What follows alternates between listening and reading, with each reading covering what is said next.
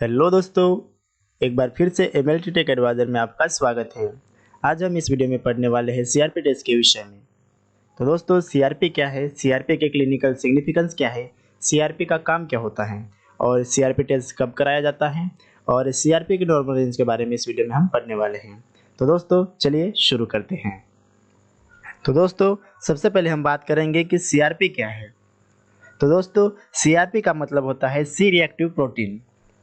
यह non specific test होता है और काफ़ी सारी बीमारियों में पॉजिटिव आ जाता है और यह एक विशिष्ट प्रकार का प्रोटीन होता है। शरीर में जब भी कोई सूजन होती है या फिर शरीर में जब भी कोई इन्फेक्शन हो जाता है तो दोस्तों, हमारे शरीर में जो लीवर होता है दोस्तों, यह लीवर करता क्या है कि उस सूजन या फिर उस इन्फेक्शन के अगेंस्ट में एक पदार्थ यानी कि एक प्रोटीन बनाता है।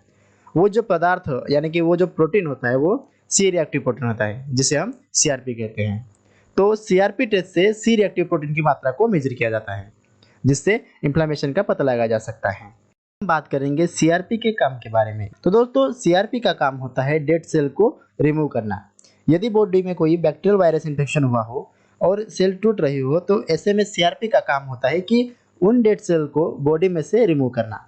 क्योंकि ज़्यादा सेल टूटेगा तो सीआरपी का लेवल ज़्यादा बढ़ेगा और सेल डैमेज कब होगी, जब बॉडी में कोई इन्फ्लेमेशन होगा। तो यदि एक बार किसी भी कारण से सीआरपी की मात्रा बढ़ जाए तो वह 24 घंटों में दुगनी हो जाती है।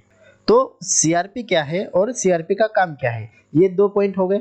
अब हम बात करेंगे कि सीआरपी टेस्ट कब कराया जाता है। अगर बहुत ज़्यादा बुखार आ रहा है या फिर तेज़ी से हार्ट रेट बढ़ जाना या फिर लगातार पसीना आना, लगातार ठंड लगना या फिर हो सकता है लगातार उल्टी होना या फिर दस्त होना, सांस लेने में तकलीफ, दाने या पित्त जैसे प्रॉब्लम्स, चक्कर आना या फिर आलस आना और हो सकता है हेडेक होना, शरीर में दर्द, ऐसे बहुत से कारण हो सकते हैं।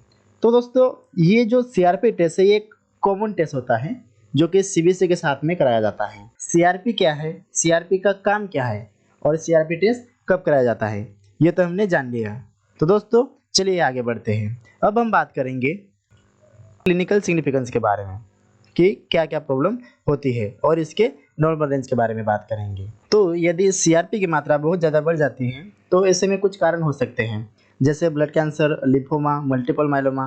और यदि सीआरपी की मात्रा थोड़ी बढ़ जाए यानी कि नॉर्मल से थोड़ी हाई वैल्यू हो जाए यानी कि नॉर्मल से थोड़ी सी ज़्यादा हो जाए तो ऐसे में कुछ कारण हो सकते हैं, जैसे कि बैक्टीरियल इन्फेक्शन, फिर वायरल इन्फेक्शन जैसे हो सकता है। और सीआरपी के नॉर्मल रेंज की बात करें तो यह लेस देन मतलब कम से कम 10 मिलीग्राम पर डेसीलीटर तक होता है। आई होप कि वीडियो आपको समझ में आया हो। आज के लिए बस इतना ही, मिलते हैं नेक्स्ट वीडियो में।